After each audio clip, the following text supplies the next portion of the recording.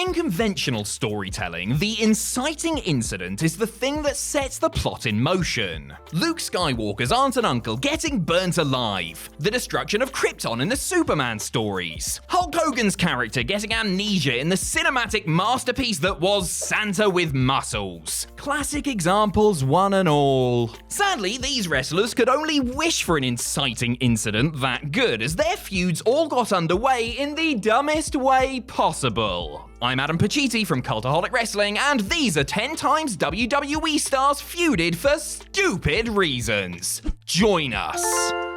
Number 10, Chris Jericho and Fandango not saying someone's name correctly.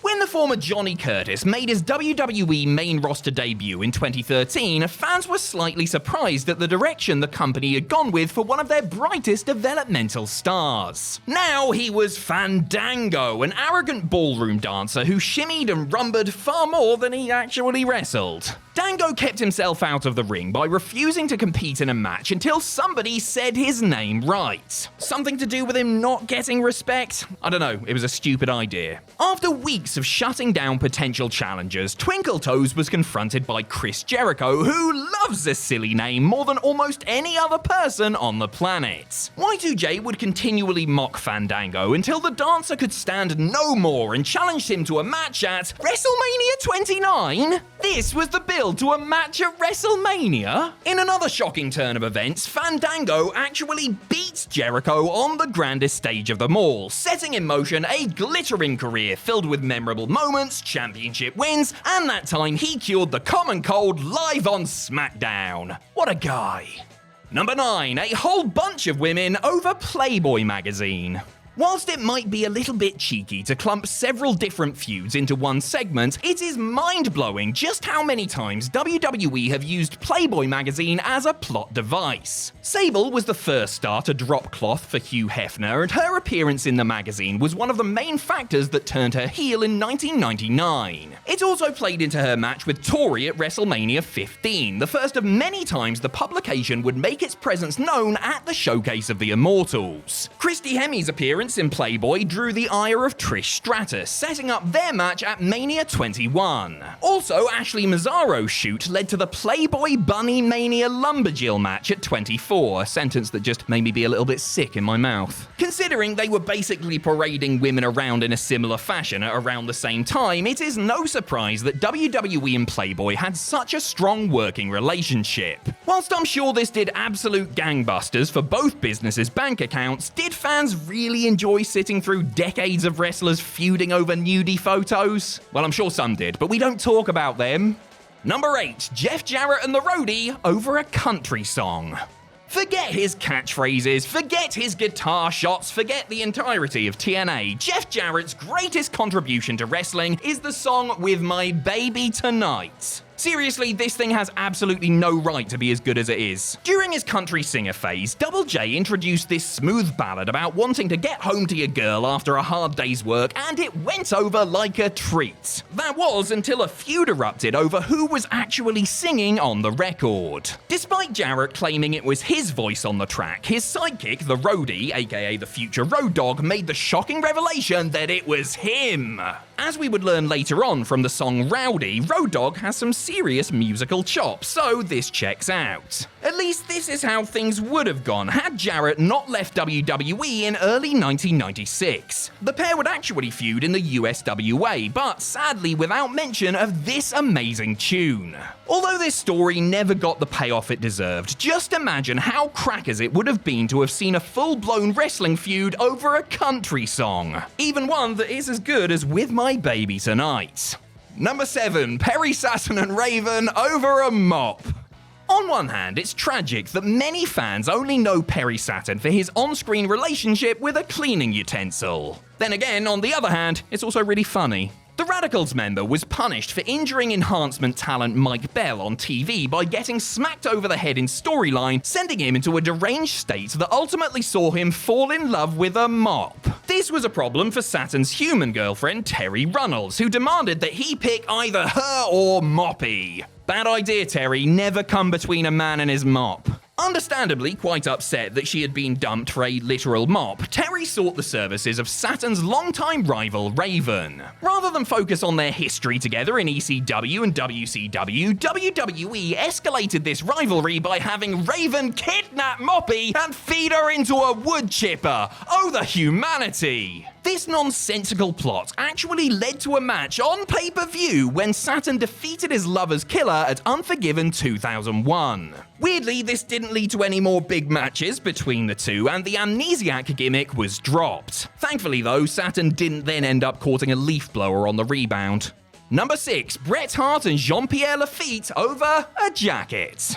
In terms of legitimate reasons for beefing with fellow wrestlers, Bret Hart has had some all-time great ones. He fought with Mr. Perfect over the prestige of being a pure wrestler, with Stone Cold Steve Austin over the respect of the fans, and with Shawn Michaels because he absolutely pissing hated the bloke. And then there's the time he feuded with somebody because they nicked his clothes. Jean-Pierre LaFitte, formerly of the Quebecers tag team, first snatched the famous wraparound sunglasses that Bret would hand out to fans during his entrance. Then he took things a step further when he stole the leather jacket that Bret would wear to the ring. What a ruddy bloody monster. The two men feuded for 3 whole months over this, and even got a match at In Your House 3 out of it. And you know what? It wasn't a bad match at all. In fact, it was probably the best one on the show. The only thing that would make this whole scenario weirder is if LaFitte were to, have a career renaissance in his 50s and win the Ring of Honor World Championship. Number 5, Randy Savage and the Repo Man over a hat. What do you do when you drop out of one of the most successful tag teams of the era? Why, you wear a black mask over your face and repossess people's things, of course. This is what happened to Demolition Smash when he was rebranded as the Repo Man in 1991. With his trusty rope in hand, Repo Man would go around stealing other people's things whilst claiming that they hadn't been properly paid for. Repo set his sights on the wrong target when he went after Macho Man Randy Savage in January 1993. The Bandit got on Savage's bad side when he repossessed his beloved shiny hat on an episode of Raw. Before you laugh, just imagine how big the down payment must have been on that thing. This is serious stuff, viewer. The pair engaged in a mini rivalry that saw the former world champion defeat the former tag team champion on Raw and then eliminate him from the 93 Royal Rumble. Savage clearly taught Repo a lesson as he left the company shortly after. Number 4, Kane and Chris Jericho over coffee.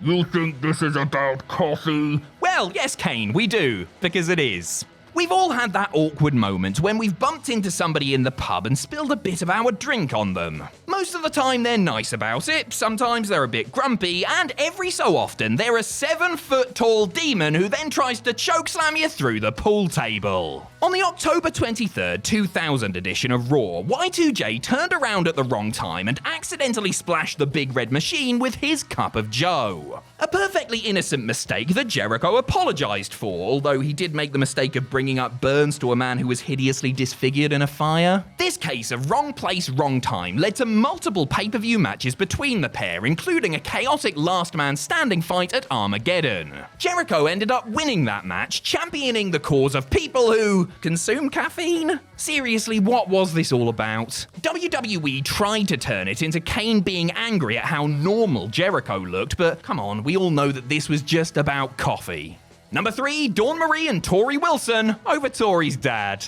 Stepmothers get a lot of bad press. We have the brothers Grimm to thank for a lot of that. Nice job, guys. WWE also didn't do the demographic any favors when they booked this utterly bonkers storyline between Dawn Marie and Tori Wilson. Things got awkward between the two women when Dawn started developing the hots for Wilson's father, Al. Was it a ruthless ploy to get under the skin of her rival? Did Dawn just have a thing for old men? Whatever the reason, this was happening, and it was really, really weird. The story continued to get mental when the couple got engaged in late 2002, leading to their infamous wedding on the January 2nd, 2003 episode of SmackDown. It was infamous because everybody was in their pants for some reason. Al's involvement in the storyline reached an end when his character Kayfabe died after having too much of a good time with Dawn on their honeymoon. I guess you could say he went out with a bang. What, too soon? As ridiculous as this whole thing was, nobody can say that it wasn't thoroughly entertaining. You know, if you completely switched off all of your intelligent brain functions. Number 2, Booker T and Edge over a fake shampoo commercial. Chris Jericho and Fandango may have feuded over a mispronunciation at WrestleMania, but at least Fandango's name was real, sort of. The object of this match between Booker T and Edge from Mania 18 was completely fictional. The two future Hall of Famers were tangling over who would get to appear in a Japanese shampoo commercial after Booker got jealous at Edge's casting in the role. However, as we've already said, this commercial was entirely fake. There was no Japanese shampoo to be sold, so this whole thing was actually over nothing. Right, wrestling is fake, spoiler alert, so you could argue that inventing a fake hair care advert is just the same thing as inventing a fake championship or trophy. However, at least those have a place in wrestling history and can be used to tell stories. This was just a way to get these two men on the card, which they didn't even really need to do because it was frickin' Edge and Booker T. The Rated R superstar won on the day, in case anybody cared, and was free to pursue his dream of selling soap suds in the land of the rising sun. Number 1, Rey Mysterio and Eddie Guerrero over the custody of Dominic. Mops, hats, jackets, cosmetics, even an old man, but feuding over an actual real-life human boy? That really takes the cake. Rey Mysterio and Eddie Guerrero's interaction started long before 2005. From their days in WCW to their time in the SmackDown 6, the pair had always been linked and had always made magic together. Guerrero had snapped on his former partner after months of feeling inferior to him, which led to a match at the Great American Bash. If Eddie won, then he would reveal a dark secret about Rey's family. However, the masked man picked up the win, but guess what? Eddie lied! In a twist so soap opera it would shock even Pat Butcher, Eddie revealed that Rey's son Dominic was actually biologically his. Eddie was his pappy. No wonder the poor kid has so many parental issues today. This led to an all-time so bad it's good match stipulation at SummerSlam where Eddie and Rey fought in a ladder match with Dominic's custody papers suspended above the ring. Can it ever get more insane than two grown men fighting over the guardianship of a small child? Well, if anyone can top it, WWE can.